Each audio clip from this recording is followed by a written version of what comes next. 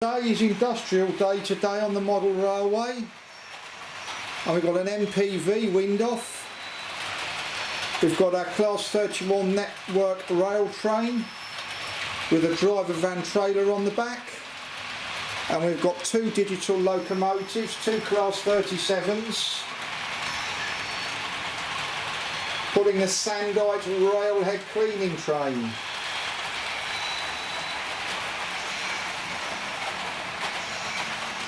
We've got it running around slowly, as I presume it would be. It's not to be an express train cleaning track. And you can just see it in the distance.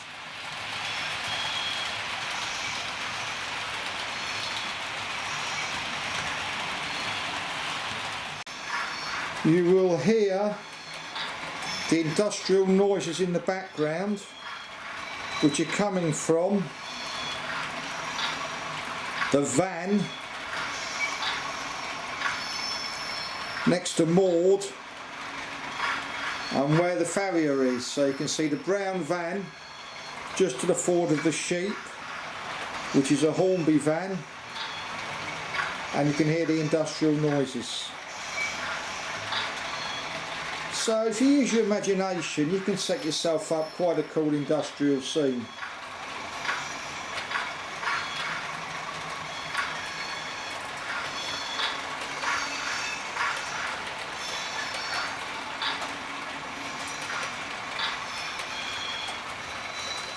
Now, the important thing I did before I started this was I made sure, even though everything is isolated, that there was no bleed from the digital power to the analogue track. That's a recipe for disaster. The box fan that's producing those sounds has its own power feed. So basically, what I have is, to this siding, I've got power going to there, and that's isolated there, so that's got its own power source. So I can run that at any time with any sounds I want to create. I'm not going to tow it round. You can tow it round and the sounds will work, but not for us.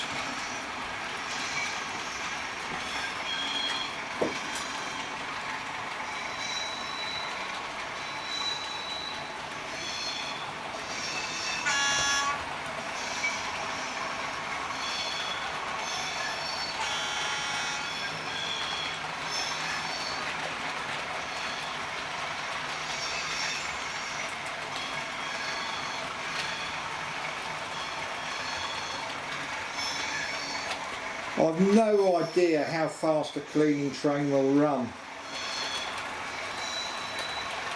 but it isn't going to go round. I don't know, but I've done this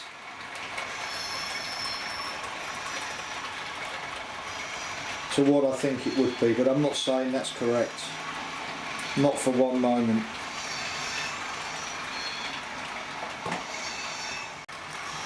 What I've done with the digital locomotives is I've got them running at the same speed, then connected up the sandite railhead train. Brutally frank, I can't get to grip with the gauge master instructions. You can double head or top and tail, but I couldn't get it to work, so I've done it that way. I've got, one of them is 2 steps faster than the other, so the Europhoenix is on 16, speed setting 128, and the other class 37 Loadhaul is on 18, so one's on 16, one's on 18, and they're running at the same speed. And the other two are analogue, the wind off. I mean, I've got my railway set up so I can run pretty much whatever part I want to run digital, and it's not that hard to do. The important thing to remember is you've got to put isolators on crossovers in between tracks so that you don't get any bleed, which I haven't. And as I've said before, make sure that you've got everything checked before you put the power on.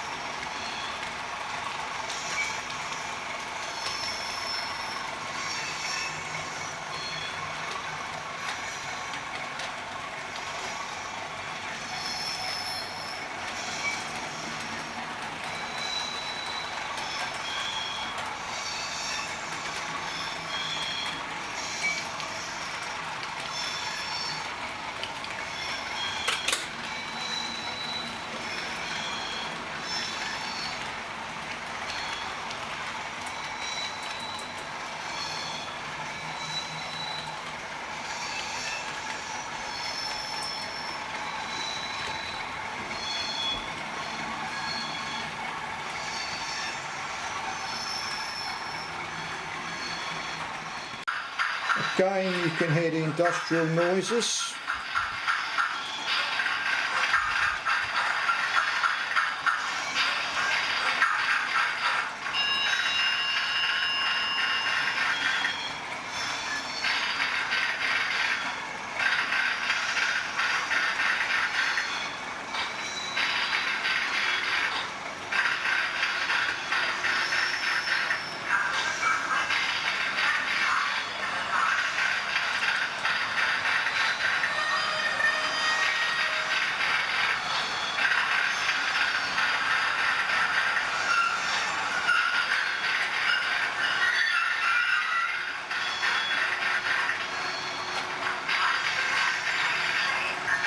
Well, this is quite good fun really, an industrial scene.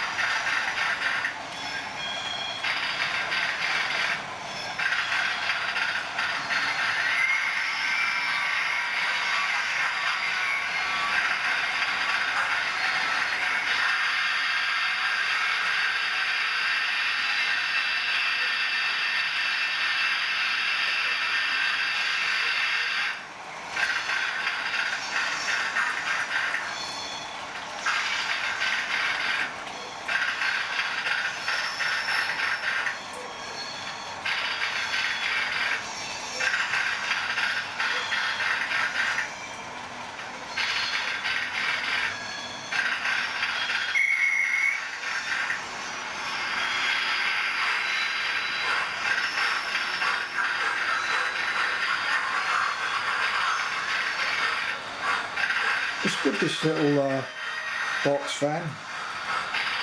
Get all sorts of things going on.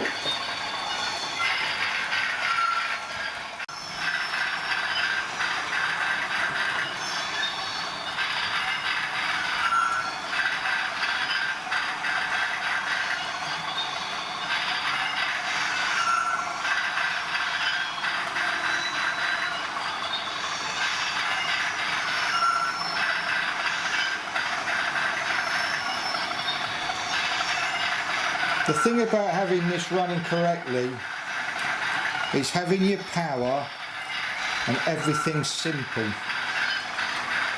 I've seen complicated power supplies that never work. If you keep everything simple, everything will work. The only thing I can't do is solder wires to track. But you can see everything is running reliably.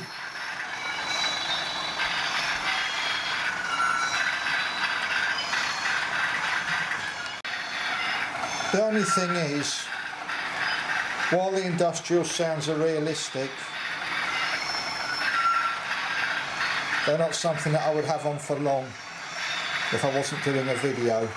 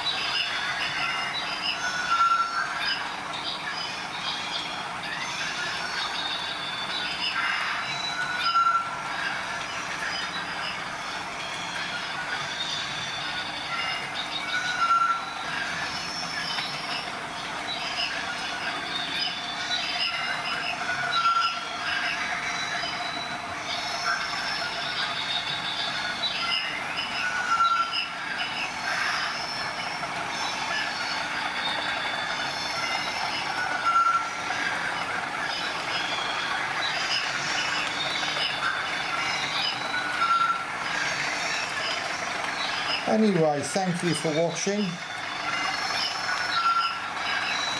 and I hope you've enjoyed my video of my network rail maintenance vehicles. Just a point to note, the wind off, I've had to put weights in it on the car that isn't the driving car, because it just kept coming off the track, so I've weighed that down a fair bit. But everything else is set piece, how you see it.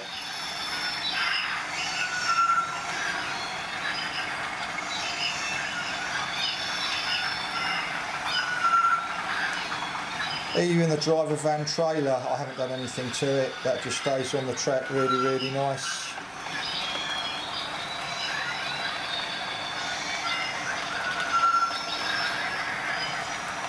And you'll probably hear the birds I've put on from the Hornby van. Again, thank you for watching, thank you. Now, what some of you may wonder is how we're powering this to make it work, and it's simple. The inner track for the Class 37s with the Sandite railhead cleaning train down for digital. I only use that if I wish to use the whole inner circuit, which I'm not. For the network rail train with the DVT, analog, analog, analog, down for digital. These are all to make the whole circuit life whatever you wish. Now, the box fan that makes the sound, you've seen that in the siding, I've shown that, down for D for digital. I've also made it so it can run analog, should I wish to use the siding as a normal railway siding. As for running the wind off on what I call the wall loop, which is round the village, separate switches here, up for analog, up for analog. And there is a power supply for the wall loop. Power supply for the outer loop with a network rail train with carriages is there. Now, I don't very often run the wall loop, So basically, to turn it off, I just turn it off here, off, put the switches down so they're isolated, and there's a double precaution here, got an off switch, so everything here is isolated, and you'll see the wind off has stopped. Very, very simple. To stop the network rail train, which you can just see there, just turn it off, just to make sure I don't damage anything. I always have the isolators. Now, because I'm running digital on the inner track, off, all off, but here is important. Now, there is no power feed, but in case a switch fails or whatever, anything happens, I will not fry my controllers. And to stop the railhead cleaning train, now normally I will just hit the numbers of the locomotives and make them stop, but they're not going very fast, so I'll show you a quick way. Now, as I've said, this is digital. Watch this. Gone. Done. Off. Finished. And I always turn everything off to 0 when I've finished, so I don't inadvertently affect a locomotive. Thank you for watching, and I hope you've enjoyed this little video. Thank you.